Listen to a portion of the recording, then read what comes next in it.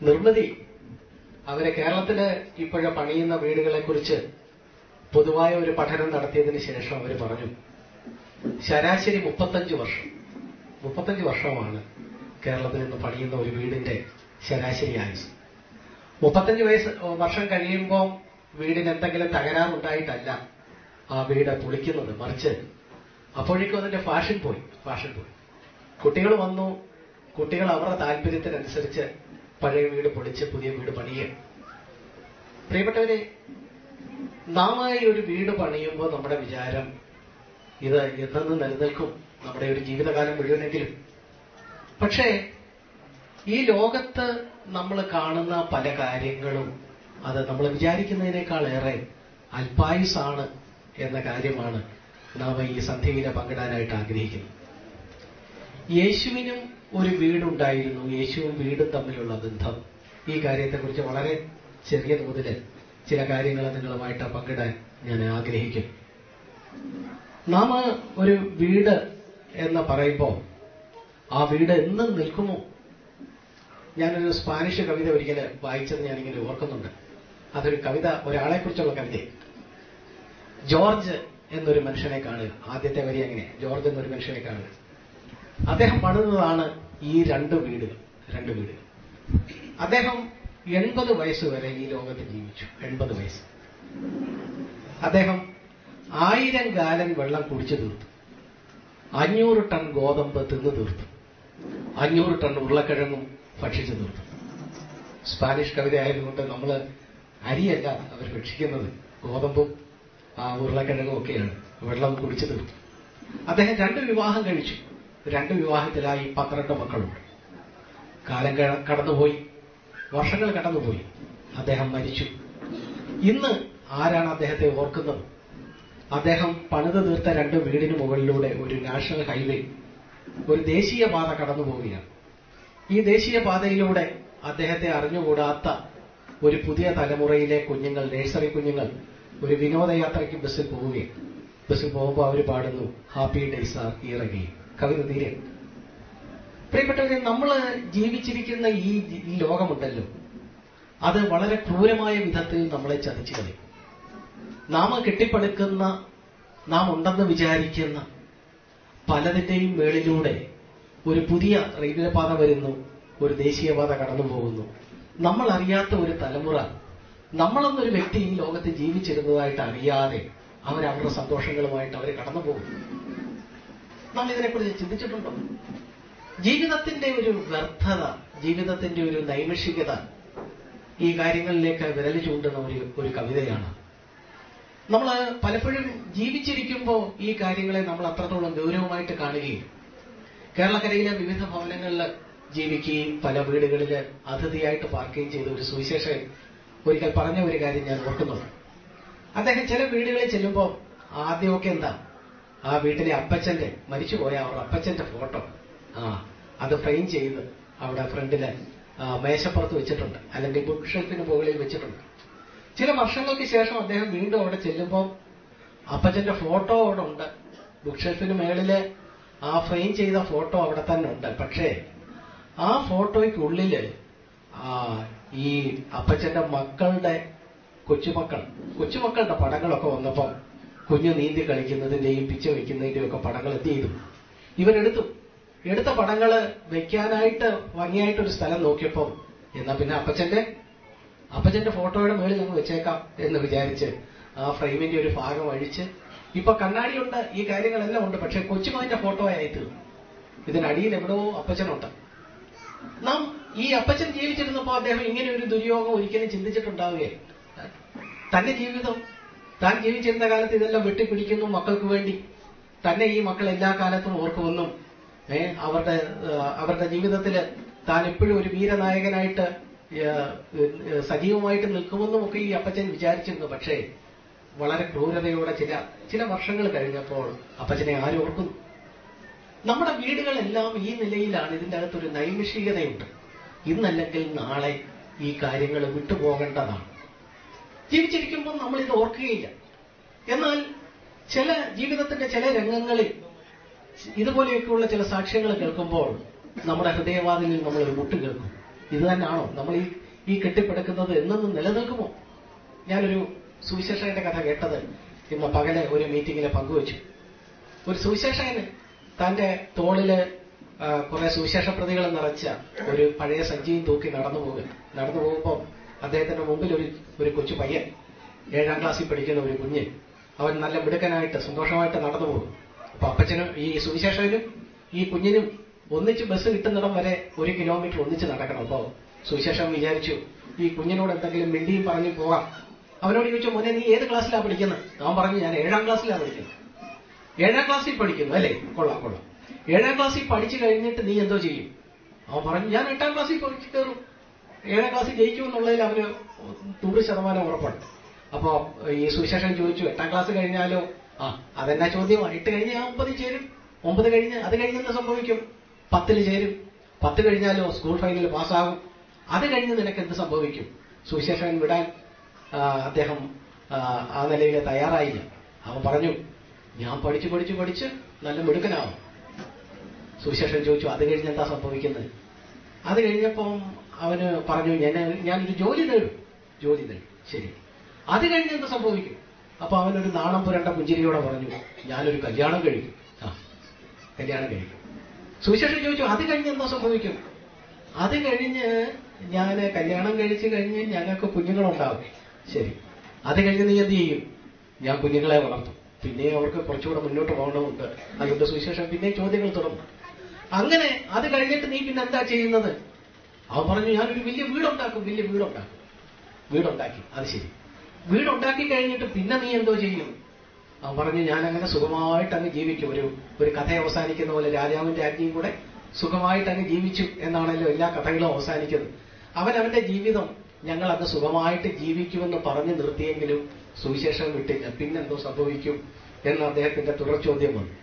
അപ്പൊ അവൻ പറഞ്ഞു, ഞാനൊരു ദിവസം എന്റെ ജോലിയിൽ നിന്ന് റിട്ടയർ ചെയ്യുന്നു. സുവിശേഷൻ ഒരു നിമിഷം ഒന്ന് നിർത്തി. അത് കഴിഞ്ഞിട്ട് ചോദിച്ചു, അത് കഴിഞ്ഞിട്ട് എന്നാ സംഭവിക്കും? അവനൊരു വരണ്ട ചിരിയോടെ പറഞ്ഞു, ഞാൻ മരിക്കും എന്ന് പറഞ്ഞു. സുവിശേഷൻ 1 മിനിറ്റ് നിശബ്ദനായിട്ട് നിന്നു. അത് കഴിഞ്ഞ് ഘനഗംഭീരമായ സ്വരത്തിൽ ചോദിച്ചു, മോനെ, അത് കഴിഞ്ഞ് എന്തോ സംഭവിക്കും? ഞാൻ ജോലി നേടും, വിവാഹം കഴിക്കും, വീട് വയ്ക്കും, കുഞ്ഞുങ്ങളെ വളർത്തും, റിട്ടയർ ചെയ്യും, മരിക്കും. അതിനുശേഷമോ? അവന് മറുപടി ഉണ്ടായി. ഇതുപോലെയൊക്കെയുള്ള സന്ധ്യകളിൽ നമ്മൾ ഈ സത്യത്തോട് അടുത്ത് വരികയാണ്. നമ്മുടെ ജീവിതം ഇന്നല്ലെങ്കിൽ നാളെ തീരും. നമ്മൾ വിചാരിക്കുന്നതിനേക്കാൾ വേഗത്തിൽ തീരും. നാം ഈ യാഥാർത്ഥ്യത്തെ കണ്ടുമുട്ടിയേ മതിയാവുകയുള്ളൂ. ഓരോ വർഷാവസാനവും നമ്മുടെ ജീവിതത്തിന്റെ നൈമിഷികതയിലേക്ക് വിരൽ ചൂണ്ടിയാണ് വരുന്നത്. 2012 കടന്നു പോകുന്നു, 2013 വരുന്നു. ഇങ്ങനെ ഒരു വർഷത്തിന്റെ ഒരു ദശാസന്ധിയിൽ നമ്മൾ നിൽക്കുമ്പോൾ നാം ഇന്ന് ഈ വൈകുന്നേരം നമുക്ക് നമ്മളോട് തന്നെ ചോദിക്കാം, എന്നെന്നും ഈ കാര്യങ്ങൾ ഇങ്ങനെ പോവുകയില്ല. ഒരു ദിവസം വരും, മരണം വരും. അത് കഴിഞ്ഞെന്ത് സംഭവിക്കും? അത് കഴിഞ്ഞ് ഉള്ള കാര്യത്തിന് വേണ്ടിയുള്ള ഒരുക്കം, അതിനുവേണ്ടിയാണ് നമ്മുടെ ഈ ജീവിതം. മറ്റെല്ലാം കടന്നുപോയി കഴിഞ്ഞാലും പിന്നീട് നിലനിൽക്കുന്ന ഒരു നിത്യത, ഒരു eternity. In the light of eternity, ഒരു പുസ്തകത്തിന്റെ പേരാണ് in the light of eternity. നിത്യതയുടെ വെളിച്ചത്തിൽ. നിത്യത എന്ന് പറയുന്നത് ബൈബിള് പരിചയപ്പെടുത്തുന്നത് മരണത്തിന് ശേഷമുള്ള നിത്യമായ കാലമാണ്. ആ നിത്യമായ കാലം അത് 2 വിധത്തിലാണ് വരുന്നത്. ഒന്ന്, ഈ ജീവിച്ചിരിക്കുന്ന കാലഘട്ടത്തിൽ കർത്താവായ യേശുക്രിസ്തുവിനെ രക്ഷകനും നാഥനുമായിട്ട് സ്വീകരിച്ചവരെ സംബന്ധിച്ചിടത്തോളം ആ നിത്യത സൗഭാഗ്യകരമായ ഒരു ജീവിതമായിരിക്കും. അല്ലാത്തവരെ സംബന്ധിച്ചിടത്തോളമോ അത് വേദനാജനകമായ ഒരു കാര്യമായിരിക്കും. നാം ജീവിച്ചിരിക്കുമ്പോൾ ഇതിൽ ഏതെങ്കിലും ഒരു കാര്യം നമ്മുടെ വർത്തമാനകാല ജീവിതത്തിൽ നിത്യതയുടെ വെളിച്ചത്തിൽ ഒരു തിരഞ്ഞെടുപ്പ് നമ്മൾ നടത്തണം. അതിലേക്കുള്ള ആഹ്വാനമാണ് ദൈവവചനമായ ബൈബിള് നമ്മുടെ മുമ്പിലെ വയ്ക്കുന്നത്. പ്രിയപ്പെട്ടവര്, ഈ ക്രിസ്മസ് നമ്മളെ വിട്ട് കടന്നുപോയി. ക്രിസ്മസിന്റെ ദിവസങ്ങളിൽ നാം ഒക്കെയും പുൽക്കൂട്ടിൽ ജനിച്ച യേശുവിനെ കുറിച്ചുള്ള ചിന്തകളുമായിട്ടാണ് നമ്മൾ കടന്നുപോയത്. യേശു എന്തുകൊണ്ടാ അന്ന് പുൽക്കൂട്ടിൽ ജനിക്കാനിടയായത്? യേശുവിന്റെ മുമ്പിൽ വീടുകളുടെ വാതിലുകൾ അടഞ്ഞതുകൊണ്ടാണ് യേശു പുൽക്കൂട്ടിൽ ജനിച്ചത്. ബേത്ലഹേമിൽ ചെന്നു, സത്രത്തിൽ ഓരോന്നിലും മുട്ടി, ഓരോ സത്രത്തിന്റെയും വാതിൽ യേശുവിന് മുമ്പിൽ അടഞ്ഞു. അങ്ങനെയാണ് യേശു പുൽക്കൂട്ടിലെ ഉണ്ണിയേശുവായി മാറി. അത് കഴിഞ്ഞ് വർഷങ്ങൾ കടന്നുപോയപ്പോ ബൈബിള് പരിചയപ്പെടുത്തുന്നു യേശു നസ്രയത്തിൽ ജീവിച്ചു. അത് കഴിഞ്ഞ് യേശു കഫർന്നഹൂം എന്ന് പറഞ്ഞ ഒരു പട്ടണത്തിലേക്ക് മാറി വന്നു. അവിടെ താനെ പരസ്യ ശുശ്രൂഷ കാലഘട്ടത്തിൽ ഒരു ഭവനത്തിൽ ഇങ്ങനെ ഇരിക്കുക, ഒരു വീട്ടിലിങ്ങനെ ഇരിക്കുക. വീട്ടിലിരിക്കുന്നു. തന്റെ സന്ദേശങ്ങൾ കേൾക്കാൻ ധാരാളം പേര് കൂടിയിട്ടുണ്ട്. സൗഖ്യം പ്രാപിപ്പാൻ തളർവാദ രോഗികളും ഒക്കെയായിട്ട് ധാരാളം പേര് വന്നിട്ടുണ്ട്. അന്ധരുമൊക്കെ ആയിട്ട് വന്നിട്ടുണ്ട്. സൂചി കുത്താൻ ഇടമില്ല. ആർക്കും യേശുവിനെ ചെന്ന് കാണാനായിട്ട് സാവകാശമില്ല. വാതിലെല്ലാം അടഞ്ഞ ആളുകൾ നിൽക്കുക. അങ്ങനെ നിൽക്കുമ്പോൾ 4 പേര് കൂടി ഒരു പക്ഷപാതക്കാരനെ ചുമന്നുകൊണ്ടുവന്നു. അവർ നോക്കിയപ്പോൾ യേശുവിന്റെ അടുത്തേക്ക് എത്താൻ മാർഗമില്ല. യേശുവിന്റെ അടുത്ത് എത്തിയാൽ ഇവന് സൗഖ്യം ലഭിക്കും എന്ന കാര്യത്തിൽ അവർക്ക് ഉറപ്പുണ്ട്. അവരെ ബുദ്ധിയുള്ള ആളുകളായിരുന്നു. അവരെന്ത് ചെയ്തു? അവര് ഈ വീടിന്റെ മട്ടുപ്പാവിൽ കയറി. മട്ടുപ്പാവിൽ കയറിയിട്ട് യേശു മുറിയുടെ ഏത് ഭാഗത്തായി ഇരിക്കുന്നതെന്ന് വെച്ചാൽ അതിനെക്കുറിച്ച് മനസ്സിലൊരു കണക്ക് കൂട്ടിയിട്ട് ആ മട്ടുപ്പാവിന്റെ ആ ഭാഗം അവരെ ഇടിച്ചു തുറന്ന് ഈ കിടക്കയോടെ 4 പേർ കയറിൽ ഈ പക്ഷപാതക്കാരന്റെ യേശുവിന്റെ മുമ്പിൽ ഇറക്കി വെച്ചു. ഈ സംഭവം സുവിശേഷങ്ങളിലെ ഒരു സംഭവം. ഈ സംഭവം ഞാൻ ഇന്ന് വൈകുന്നേരം നിങ്ങളുടെ മുമ്പിൽ പങ്കുവെച്ചതിന് ശേഷം ഞാൻ ഈ ടിവിയിലൊക്കെ ക്വിസ് മാസ്റ്റർമാർ ചോദിക്കുന്ന പോലെ ചോദിക്കട്ടെ, ഇതിന്റെ അകത്ത് ഏറ്റവും പ്രധാനപ്പെട്ട, ഈ സംഭവത്തിലെ ഏറ്റവും പ്രധാനപ്പെട്ട വ്യക്തി ആരാണ്? യേശുവാണ്? അതോ ഈ രോഗസൗഖ്യം പ്രാപിച്ച് കിടക്കയുമായിട്ട് എഴുന്നേറ്റ് പോയ പക്ഷപാതക്കാരനാണ്? അതോ ഇവന് സൗഖ്യം ലഭിക്കും എന്നുള്ള പൂർണ്ണ വിശ്വാസത്തോടെ അവനെയും കൊണ്ടുവന്ന ഈ 4 പേരാണ്? ആരാണ് ഇതിന്റെ അകത്ത് ഏറ്റവും പ്രധാനപ്പെട്ടയാൾ? മാൻ ഓഫ് ദ മാച്ച് എന്നൊക്കെ ചിലപ്പോൾ പറയാറുണ്ടല്ലോ. ഈ സംഭവത്തിലെ മാൻ ഓഫ് ദ മാച്ച് ആരാണ്? ഞാനൊരു ക്ലൂ തരുന്ന ക്ലൂ, അതായത് എന്റെ നോട്ടത്തിൽ ഈ വീട്ടുകാരനാണ് ഈ സംഭവത്തിലെ ഏറ്റവും പ്രധാനപ്പെട്ട വ്യക്തി. അതായത് ഈ 4 പേർക്കും അറിയാമായിരുന്നു ഒരാവശ്യത്തിനു വേണ്ടി ഈ വീട് ഇടിച്ചു തുറന്നാലും ആ വീട്ടുകാരൻ കലഹിക്കാൻ വരികയില്ല എന്നറിയാമായിരുന്നു. വീട്ടുകാരൻ പരാതിപ്പെടുകയില്ല. തന്റെ വീട് ആവശ്യക്കാർക്ക് വേണ്ടിയാണ് എന്ന ബോധ്യമുള്ള ഒരു വീട്ടുകാരനാണ് ഈ വീട്ടുകാരൻ എന്ന് ഈ തളർവാദ രോഗിയെ കൊണ്ടുവന്ന 4 പേർക്ക് ഉറപ്പുണ്ടായിരുന്നു. അതുകൊണ്ടാണ് അവർ ആ വീട് തുറന്നത്, അതിന്റെ മട്ടുപ്പാവ് തുറന്നു. ദൈവവചനം നാം ആഴത്തിൽ പഠിക്കുമ്പോൾ ആ വീട് യേശുവിന്റെ വീടായിരുന്നു. യേശു നസ്രത്തിൽ നിന്ന് എന്ത് ചെയ്തു? അവിടെ ആ ഗലീല തടാകത്തിന് ചുറ്റും 30ഓളം മീൻപിടുത്ത പട്ടണങ്ങളുണ്ട്. ആ പട്ടണങ്ങളിലെ ഏറ്റവും പ്രധാനപ്പെട്ട പട്ടണമാണ് കഫർന്നഹൂം. ആ കഫർന്നഹൂമിലേക്ക് യേശു താമസം മാറ്റി. യേശുവിന്റെ വീടായിരുന്നു. അവർക്കറിയാമായിരുന്നു ആ വീട് തുറന്നാൽ, ആ വീട് തകർത്താൽ യേശു എന്ത് ചെയ്യുകയില്ല, പിണങ്ങുകയില്ല എന്ന് അവർക്കറിയാമായിരുന്നു. പ്രിയപ്പെട്ടവരെ, യേശു തന്റെ ലോകത്തുണ്ടായിരുന്ന ഒരു വീട് ആളുകൾക്ക് വേണ്ടി തുറന്നു കൊടുക്കാൻ തയ്യാറായി. തകർത്ത് കളഞ്ഞാൽ തനിക്ക് മടിയുണ്ടായിരുന്നില്ല. ഈ യേശു എന്നിട്ട് പിന്നീട് ഒരിക്കൽ പറഞ്ഞു, ഈ മന്ദിരം പൊളിപ്പി, ഞാനിത് 3 ദിവസം കൊണ്ട് പണിയും. ആ മന്ദിരം ഏതായിരുന്നു? തന്റെ ശരീരം എന്ന് പറയുന്ന മന്ദിരം. ഭൗതികമായ വീടുകൾക്ക് പ്രാധാന്യം കൊടുക്കുന്ന ആളുകൾ ഉള്ള കാലഘട്ടത്തിൽ ഇതാ യേശു പറയുന്നു, എന്റെ വീട് പൊളിച്ചോ. ഒരാൾക്ക് രോഗസൗഖ്യം ലഭിക്കാനല്ലേ, വീട് പൊളിച്ചോട്ടെ. അത് കഴിഞ്ഞിട്ട് ഒരു പടിയുടെ കടന്ന് യേശു പറയുന്നു, ഈ മന്ദിരം പൊളിപ്പി, ഈ മന്ദിരം എന്റെ ശരീരമാണ്, ഇത് പൊളിക്കാൻ തയ്യാറാണ്. കാൽവരി ക്രൂശിൽ അത് സംഭവിച്ചു. യേശു തന്റെ ശരീരമാകുന്ന മന്ദിരം അവിടെ പൊളിച്ചു. പ്രിയപ്പെട്ടവരെ, ഇന്ന് കാണുന്ന ഭൗതികമായ കാര്യങ്ങൾക്കപ്പുറത്ത് നിത്യതയുടെ അടിസ്ഥാനത്തിൽ മനുഷ്യന്റെ ആത്മാവുമാണ് പ്രധാനം എന്ന് കാണുന്ന ഒരു കാഴ്ചപ്പാട് യേശുവിനുണ്ടായിരുന്നു. ആ യേശു ബൈബിളിന്റെ അവസാന താളിലേക്ക് വരുമ്പോൾ അപ്പോഴും യേശു ഒരു വീടിന് പുറത്താണ്. ഇവിടെ നമ്മൾ കാണുന്നത്, ഞാൻ വാതിലിൽ നിന്ന് മുട്ടുന്നു. വെളിപ്പാട് പുസ്തകം 3:20. യേശു ജനിച്ചു വീണപ്പം യേശുവിന്റെ മുമ്പിൽ വാതിലുകൾ ഒന്നൊന്നായി അടഞ്ഞു. യേശുവിന് സ്വന്തമായൊരു വീടുണ്ടായിരുന്നു. ആ വീട് ആവശ്യക്കാർക്ക് വേണ്ടി പൊളിഞ്ഞു. തന്റെ ശരീരമാകുന്ന മന്ദിരവും താന് കാൽവരി ക്രൂശിനെ തകർത്ത് കളഞ്ഞു. അവസാനം ഇതാ യേശു വീണ്ടും വാതിക്കൽ നിന്ന് മുട്ടുക. എന്റെ ശബ്ദം കേട്ട ആരെങ്കിലും വാതിൽ തുറന്നാൽ ഞാൻ അവരോടും അവൻ എന്നോടും കൂടെ അത്താഴം കഴിക്കും.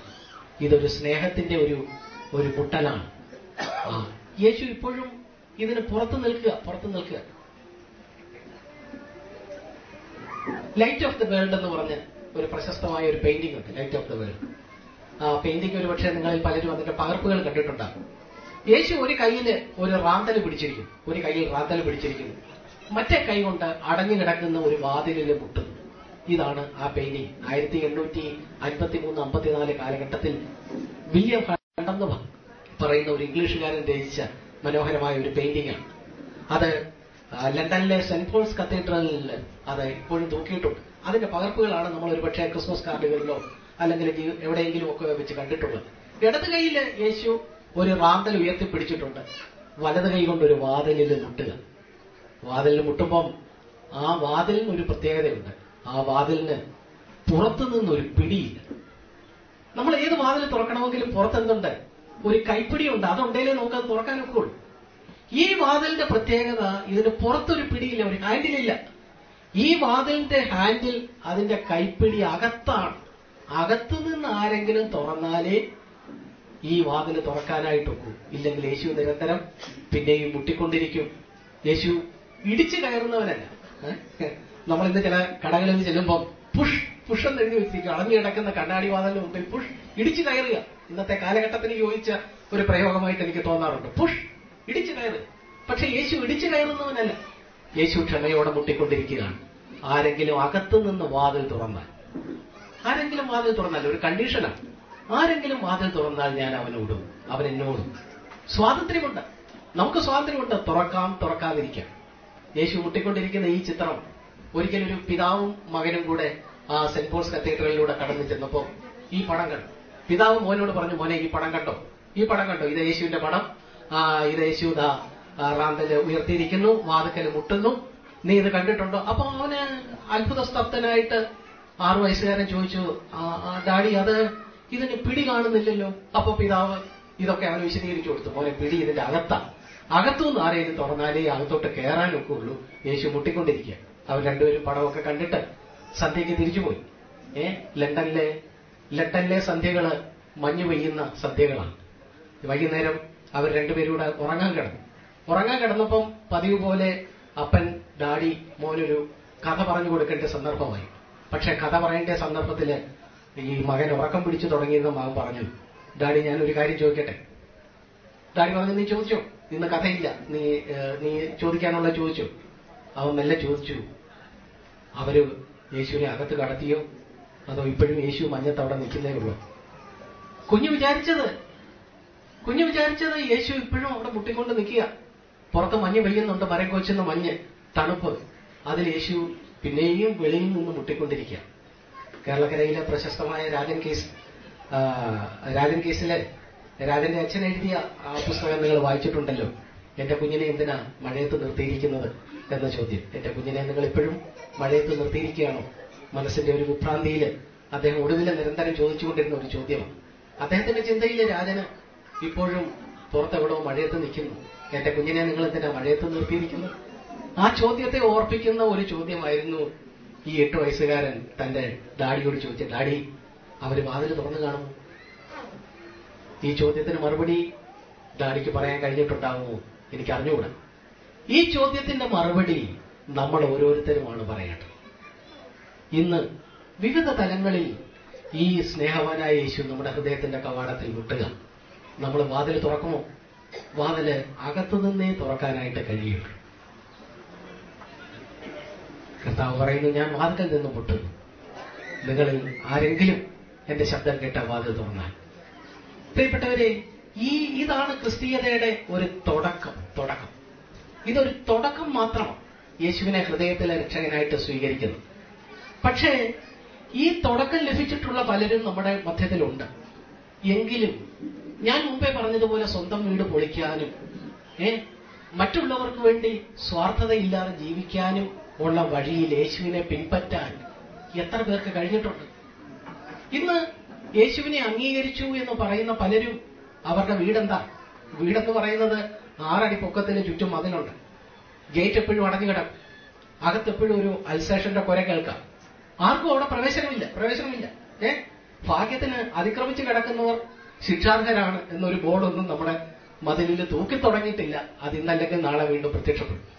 നമുക്ക് സ്വാർത്ഥതയുടെ മതിൽക്കെട്ടിനുള്ളിൽ യേശുവിനെ ഞാൻ ഒരിക്കൽ സ്വീകരിച്ചു എന്ന് പറയുന്ന സാക്ഷ്യവുമായിട്ട് നമ്മൾ ഒതുങ്ങി നിൽക്കുമ്പോൾ അത് ഈ ലോകത്തിന് മനസ്സിലാവുന്നില്ല. നമുക്ക് ആളുകളെ ഇഷ്ടമാണ്. പക്ഷേ ആളുകൾ ഒരു പരിധിക്കപ്പുറം കടന്നു വരാൻ നമ്മൾ ഇഷ്ടപ്പെടുന്നില്ല. നമ്മുടെ സ്വകാര്യതയിലേക്ക് അവർ കടന്നു കയറുന്നു. ഞാൻ ഓർക്കുന്നുണ്ട്, ഞാൻ ഞാൻ വ്യക്തിപരമായിട്ട് സ്വകാര്യത വളരെ പ്രിയപ്പെടുന്ന ഒരാളായിരുന്നു. അപ്പോൾ തന്നെ ഞാൻ പ്രാർത്ഥിക്കുമായിരുന്നു, കർത്താവേ, നീ ആയിരുന്നു എന്റെ സ്ഥാനത്തെങ്കിൽ നീ ഇങ്ങനെ ആളുകളെ അകറ്റി നിർത്തുമായിരുന്നു. ഞാൻ കോട്ടയത്ത് താമസിക്കാനായിട്ട് ചെന്നുകൂടിയത് ഒരു പ്രത്യേക സ്ഥലത്താണ്. അവിടെ മാത്രമാണ് എനിക്ക് സ്ഥലം കിട്ടിയത്. അവിടെ ഞാനൊരു വീട് പണിതതിനൊക്കെ ശേഷം ഞാൻ ആ സ്ഥലത്തൂടെ നടക്കുമ്പോൾ ആ നാട്ടുകാർ ചിലർ എന്നോട് ചോദിക്കും, സുഹൃത്തെ, നിങ്ങൾ എങ്ങനെ അവിടെ താമസിക്കും? അപ്പൊ ഞാൻ ചോദിച്ചു, എന്താ? അല്ല, നിങ്ങളുടെ ഏറ്റവും അടുത്ത അയൽക്കാരൻ ആ നാട്ടിലെ ഒരു തലവേദനയായിരുന്നു. ഞാനത് അറിയാതെയാണ് അവിടെ ചെന്ന് താമസിച്ചത്. അദ്ദേഹം ഒരു പ്രൈവറ്റ് ബസ്സിൽ ഒരു കിളിയായിട്ട് ജോലി നോക്കുന്ന ഒരു സ്നേഹിതനാണ്. പക്ഷേ പകലത്തെ അദ്ദേഹത്തിന്റെ കിളിയായിട്ടുള്ള സേവനം കഴിഞ്ഞാൽ വൈകുന്നേരങ്ങളിലും മദ്യപിച്ചാൽ സാധാരണക്കാരെ പോലെ അല്ല അദ്ദേഹം. നാല് വിശ്രമവേളയിലെ വിനോദ പ്രവൃത്തി എന്ന് പറയുന്ന പോലെ മദ്യപിച്ചു കഴിഞ്ഞാൽ 4 വിധത്തിലാണ് അദ്ദേഹം പ്രവർത്തിക്കുക. 1, സ്വന്തം വീടിന് കല്ലെറി. 2, സ്വന്തം ഭാര്യയെയും കുഞ്ഞുങ്ങളെയും അമ്മയെയും തല്ലും. 3, സ്വന്തം വീടിന് തീ വെക്കാൻ ശ്രമിക്കും. ഇതുകൊണ്ടും കലി അടങ്ങാതെ അടുത്ത പള്ളിയുടെ സെമിത്തേരിയിൽ അദ്ദേഹത്തിന്റെ പിതാവിന്റെ കല്ലറയുണ്ട്. 4ാമതായിട്ട് ചെന്ന് അപ്പന്റെ കല്ലറ പൊളിക്കാൻ പോകും. ഈ 4 കാര്യങ്ങളിൽ ഏതിലെങ്കിലും ഏർപ്പെടുമ്പോഴത്തേക്ക് നാട്ടുകാരെല്ലാം കൂടി അദ്ദേഹത്തെ പിന്തിരിപ്പിച്ച് ഒരു ദിവസം ഞാൻ ഓർക്കുന്നുണ്ട്, ഒരു രാത്രി 12:30 ഞാൻ ജോലി കഴിഞ്ഞ് മടങ്ങി വരുമ്പോ എന്റെ വണ്ടിയുടെ വെളിച്ചത്തിൽ ഒരാൾ നിലത്തേക്ക് വീഴാൻ തുടങ്ങി. ഞാൻ ഉടനെ വണ്ടി നിർത്തപ്പോ എന്റെ ഈ സ്നേഹിതൻ അയൽക്കാരൻ, ഞാനൊരു പുണ്യപ്രവൃത്തി ചെയ്യുന്ന ലാഘവത്തോടെ, വരൂ വണ്ടിയെ കയറൂ എന്നൊക്കെ പറഞ്ഞ് വണ്ടിയിലെ ഇദ്ദേഹത്തെ വിളിച്ചു കയറ്റി അദ്ദേഹത്തെ വീട്ടിൽ കൊണ്ടുവന്ന് രാത്രി 12:30 കൊണ്ടുവന്നിറക്കി. ഞാനപ്പോ രാത്രി ചെന്ന് കിടന്നുറങ്ങുമ്പോൾ ഒരു ചൂടൂടെ ഞാൻ യേശുവിനോട് അടുത്തു. നല്ല അയൽക്കാരനായിട്ട് എനിക്ക് പെരുമാറാൻ പറ്റി. വഴി കിടക്കേണ്ട ഒരാളെ താങ്ങിയെടുത്ത് അയാളുടെ വീട്ടിലെത്തിച്ചു. ഒരു നല്ല പ്രവൃത്തി ചെയ്തു എന്നൊക്കെയുള്ള സന്തോഷത്തോടെ ഞാൻ കിടന്നുറങ്ങി. പിറ്റേന്ന് രാവിലെ ആ വീട്ടിലെ അദ്ദേഹത്തിന്റെ അമ്മ പറഞ്ഞു, അവൻ അവിടെ കാണാൻ കിടന്നുറങ്ങിയിരുന്നെങ്കിൽ ഞങ്ങൾക്ക് വീട്ടിൽ സമാധാനമായിട്ടൊന്നും ഉറങ്ങായിരുന്നു. അതിന് പകരം ബ്രദർ എന്താ ചെയ്തത്? ഞാൻ പറഞ്ഞു വന്നത്, ആ വീട് എന്നെ സംബന്ധിച്ചിടത്തോളം എന്റെ സ്വാർത്ഥതയെ വലിയ ഒരളവില് ഡീല് ചെയ്യാനായിട്ട് കർത്താവ് ആക്കിയിരുന്ന ഒരു സ്ഥലമാണ്. ആ സഹോദരനെ ഒടുവിലെ 13 വർഷം ഞങ്ങൾ ഒന്നിച്ച് അവിടെ താമസിച്ചതിന് ശേഷം മടങ്ങി വരുമ്പോ അവര് സ്വന്തക്കാരെ പോലെ ആയിത്തീർന്നു. എന്നെ ആർക്കെങ്കിലും അദ്ദേഹത്തിൽ ഒരു സ്വാധീനം ചെലുത്താൻ കഴിയുമെങ്കിൽ അതെനിക്കായി മാറി. അദ്ദേഹം മദ്യപാനം നിർത്തി പല കാര്യങ്ങൾ പറയാനുണ്ട്. പ്രിയപ്പെട്ടവരെ, നമ്മുടെ സ്വാർത്ഥതയെക്കുറിച്ച് നമ്മൾ ദുഃഖിക്കുകയും കർത്താവേ, നീ പോയതുപോലെ എനിക്ക് പോകണം എന്നൊരു ആഗ്രഹത്തോടെ നമ്മുടെ ജീവിതത്തെ തുടർന്ന് സമർപ്പിക്കുകയും ചെയ്തുകൊണ്ടിരുന്നാലേ നമുക്ക് യേശു ജീവിച്ചതുപോലെ ജീവിക്കാനായിട്ട് കഴിയുള്ളൂ. ഇല്ലെങ്കിൽ യേശുവിനായിട്ട് ഹൃദയം തുറന്നു കൊടുത്തു, വീണ്ടും ജനനം, ഇങ്ങനെയൊക്കെയുള്ള ചില പദപ്രയോഗങ്ങളുടെ പിന്നിൽ നമ്മൾ നമ്മുടെ സ്വാർത്ഥതയെ ഒളിപ്പിച്ചു വെക്കും. നമ്മുടെ ഈ സ്വാർത്ഥതയുടെ മതിൽ തകരണമെന്നുണ്ടെങ്കിൽ എന്ത് വേണം? ഒരു സ്നേഹത്തിന്റെ ബുൾഡോസർ തന്നെ വേണം. എന്നാൽ മാത്രമേ ഈ 6 അടി പൊക്കത്തിൽ നാം നമ്മുടെ സ്വകാര്യതയ്ക്ക് ചുറ്റും, നമ്മുടെ വ്യക്തിജീവിതത്തിന് ചുറ്റും, നമ്മുടെ വീടിന് ചുറ്റും പടുത്തുയർത്തിയിരിക്കുന്ന ഈ സ്വാർത്ഥതയുടെ മതിൽ പൊളിയണമെന്നുണ്ടെങ്കിൽ യേശുവിന്റെ സ്നേഹത്തിന്റെ ബുൾഡോസർ വന്നാലേ കഴിയുള്ളൂ. ഞാൻ എന്റെ വാക്കുകളെ അവസാനിപ്പിക്കുകയാണ്.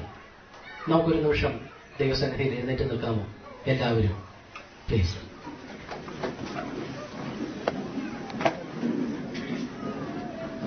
വ്യത്യസ്തമായ ഒരു സായാഹ്നമാണ് ഇന്ന് കടന്നു പോകുന്നത്. വ്യത്യസ്തമായ ജീവിത പശ്ചാത്തലത്തിൽ നിന്ന് 2 പേർ തങ്ങളുടെ അനുഭവ സാക്ഷ്യങ്ങൾ പങ്കുവച്ചു. ഒടുവിൽ അതിനോട് ചേർന്ന് നമ്മൾ സ്നേഹിക്കുകയും നമ്മൾ ഇഷ്ടപ്പെടുകയും ചെയ്യുന്ന പ്രിയ ജോയി ബ്രദറിന്റെ വീടിന്റെ ആ ബ്ലെസ്സിങ്ങിന്റെ ഭാഗമായിട്ട് നമ്മൾ വീടുമായി ബന്ധപ്പെട്ട ചില കാര്യങ്ങൾ, ചില ചിതറിയ ചിന്തകൾ പങ്കുവെക്കുകയാണ്. ഇതെല്ലാം സമാഹരിച്ച് നമ്മൾ ഇന്ന് വൈകുന്നേരം തിരിച്ചു വീട്ടിലേക്ക് പോകുമ്പോൾ എന്തുമായിട്ടാണ് നമ്മൾ കടന്നു പോകുന്നത്? പ്രിയപ്പെട്ടവരെ, നമ്മുടെ ആത്മീയത, നമ്മുടെ മതബോധം, ഇതൊക്കെ ചില ആശയങ്ങളിൽ ഇരിക്കുകയാണ്. അതോ അതിനപ്പുറത്ത് നമ്മുടെ ജീവിതത്തെ സ്പർശിച്ചിട്ടുണ്ടോ? നമ്മുടെ കാഴ്ചപ്പാടുകൾ അതിനെ നവീകരിച്ചിട്ടുണ്ടോ? ആളുകളോടുള്ള ബന്ധത്തിൽ അതൊരു വ്യതിയാനം വരുത്തിയിട്ടുണ്ടോ? ഈ കാര്യങ്ങളെ നമുക്ക് ഈ വൈകുന്നേരം നമുക്കതിനെ നേരിടാം. കർത്താവിന് ഒരു വീടുണ്ടായിരുന്നു. ആ വീട് അവിടുന്ന് പൊളിക്കാൻ അവിടുന്ന് തയ്യാറായിരുന്നു. നമ്മുടെ സ്വാർത്ഥതയുടെ മതിലുകൾ എന്നാണ് പൊളിയുന്നത്? ആളുകളെ നമുക്കിഷ്ടമാണ്, പക്ഷെ ഒരു പരിധിക്കടുത്തേക്ക് കടന്നു വരാൻ ഞാൻ നീ സമ്മതിക്കുന്നുണ്ടോ? നമുക്ക് പറയാം, കർത്താവെ, ഞാൻ ഒരിക്കൽ എന്റെ ഹൃദയത്തിൽ അങ്ങയെ സ്വീകരിച്ചതാണ്. എന്നാൽ തുടർമാനമായിട്ട് നിന്റെ സ്നേഹത്തിന്റെ ഒരു സ്നേഹത്തിൽ തുടർമാനമായിട്ട് എനിക്ക് മുന്നോട്ട് പോകണം, അതിനായിട്ട് ഞാൻ ഈ വൈകുന്നേരം എന്നെ തന്നെ സമർപ്പിക്കുന്നു എന്ന് ജീവിതത്തിൽ ഒരിക്കൽ ഈ തീരുമാനമെടുത്തവർക്ക് പറയാം.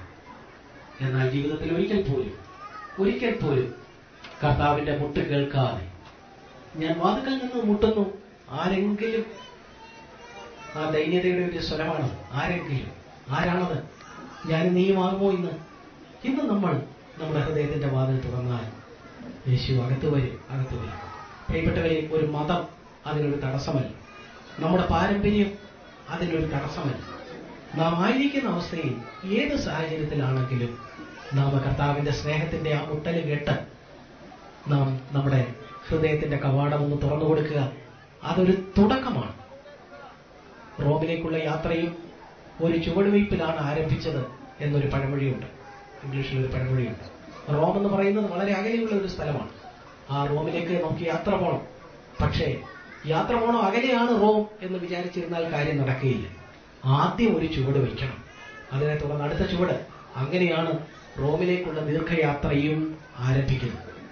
യേശുവിനെ പോലും നിസ്വാർത്ഥമായ ഒരു ജീവിതം അതൊക്കെയും നമുക്ക് ഹൃദയത്തിൽ താലോലിക്കാൻ താല്പര്യമാണ്. പക്ഷേ ആ ലക്ഷ്യത്തിലേക്ക് ചെന്ന് ചേരുന്നതിന്റെ ആദ്യ ചുവട് എന്ന് പറയുന്നത് യേശുവിനെ നമ്മുടെ ജീവിതത്തിൽ നാഥനും കർത്താവുമായിട്ട് സ്വീകരിക്കുകയാണ്. വളരെ ലളിതമാണത്. നമ്മുടെ വിദ്യാഭ്യാസം, നമ്മുടെ ആരോഗ്യം, നമ്മുടെ പണം, ഇതൊന്നും അതിന് ബാധകമല്ല. മറിച്ച് ഒരൊറ്റ കണ്ടീഷൻ, ആരെങ്കിലും വാതിൽ തുറന്നാൽ നമ്മുടെ ഹൃദയത്തിന്റെ കവാടത്തിൽ ഈ സന്ധിയിൽ ഈ കേട്ട സാക്ഷ്യങ്ങളുടെ അടിസ്ഥാനത്തിൽ, ചിന്തകളുടെ അടിസ്ഥാനത്തിൽ സഹോദര സഹോദരി, നീ കാതോർത്താൽ ഒരു മുട്ട് കേൾക്കാം. വാതിൽ തുറക്കുമോ തുറക്കുകയില്ലയോ? ആ കുഞ്ഞു ചോദിച്ചതുപോലെ യേശു ഇപ്പോഴും പുറത്തു നിൽക്കുകയാണോ? ഈ സുവിശേഷ സന്ദേശം വിവിധ നിലകളിൽ നിങ്ങളുടെ അടുത്തേക്ക് മുഴങ്ങി വന്നിട്ടുണ്ട്. കഴിഞ്ഞ കാലങ്ങളിൽ നിങ്ങൾ അതിന് നേരെ വാതിൽ ബന്ധിച്ചെങ്കിൽ ഇന്ന് അകത്തുനിന്ന് ആ പിടിയൊന്ന് തുറക്കാമോ? അതൊരു നല്ല തുടക്കമായിരിക്കും. ജീവിതം വ്യത്യസ്തമായി തീരും. അതിന് പകരം നശ്വരമായ പല കാര്യങ്ങൾക്ക് വേണ്ടി, വീട്, പണം, പ്രതാപം, പല കാര്യങ്ങൾക്ക് വേണ്ടി നിങ്ങൾ നിങ്ങളുടെ ആയുസ് പിന്നെയും പാഴാക്കുകയാണ്. യേശു പറഞ്ഞു, ഈ വെള്ളം കുടിക്കുന്നവനൊക്കെയും പിന്നെയും ദാഹിക്കും. ഈ ലോകത്തിലെ ഈ സൗകര്യങ്ങൾ, നേട്ടങ്ങൾ, ആളുകളുടെ അംഗീകാരങ്ങൾ, ബഹുമാനങ്ങൾ, പണം, ഇതൊക്കെ ഉപ്പുവെള്ളമാണ്. ഉപ്പുവെള്ളം കുടിച്ചാൽ പിന്നെയും ദാഹിക്കുകയുള്ളൂ. മറിച്ച് ശാശ്വതമായ സമാധാനം, ശാന്തി നൽകുന്ന യേശുവിനെ കൈക്കൊള്ളുക. ഇസങ്ങളുടെ പിന്നാലെ പോയാൽ അതും ഒരു തരം ഉപ്പുവെള്ളമാണ് എന്ന പ്രിയപ്പെട്ടവർ അവരുടെ ജീവിതം കൊണ്ട് സാക്ഷിച്ചു. നമുക്കൊരു നിമിഷം, നമുക്കെല്ലാവർക്കും ദൈവസന്നിധിയിൽ നിശബ്ദമായിട്ട് നിൽക്കുമ്പോൾ നാം ഈ ചോദ്യത്തെ അഭിമുഖീകരിക്കുക. കർത്താവേ, ഞാൻ നിനക്ക് വേണ്ടി എന്റെ ഹൃദയത്തിന്റെ വാതിൽ തുറന്നു തന്നിട്ടില്ല. ഞാനത് സത്യമാണ്, അത് ഞാൻ കാണുന്നു. ഞാൻ ഇന്ന് ഈ സന്ധ്യയിൽ ഇവിടെ എന്റെ പ്രിയ സ്നേഹിതൻ ജോയിയുടെ ആ വീടിന്റെ ആ കാര്യത്തിനായിട്ട് വന്നപ്പോൾ ഈ കാര്യത്തെ ഞാൻ ഇന്ന് അഭിമുഖീകരിക്കുകയാണ്. ഇതൊരു തുടക്കമാകട്ടെ. റോമിലേക്കുള്ള യാത്രയുടെ ആദ്യത്തെ ചുവടുവയ്പ് പോലെ യേശുവിന്റെ നിസ്വാർത്ഥതയിലേക്കും സ്നേഹത്തിലേക്കും എത്തുന്ന ആ ദീർഘമായ യാത്രയിലെ ആദ്യ ചുവടുവയ്പ് ഇവിടെയാകട്ടെ. ഇന്നു നീ ഒരിക്കൽ കൂടെ ദൈവവിളി കേട്ടല്ലോ, രക്ഷിതാവു നിന്നെ ഇന്ന് കാത്തിരിക്കുന്നുണ്ടല്ലോ.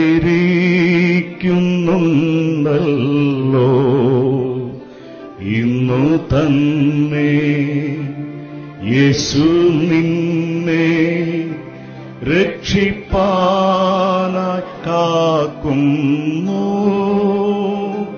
ഭയം വേണ്ട, ശങ്കിക്കേണ്ട, വാവങ്കൽ നീ ഇന്ന് എത്ര നാൾ വൃഥാവായി ഓടി മനുഷ്യ നിൻ ജീവിതം ലോകത്തിൻ്റെ ഇമ്പം തേടി കഴിച്ചു നീവീതം. ഇന്നു തന്നെ യേശു നിന്നെ രക്ഷിപ്പാനായി കാക്കുന്നു. ഭയം വേണ്ട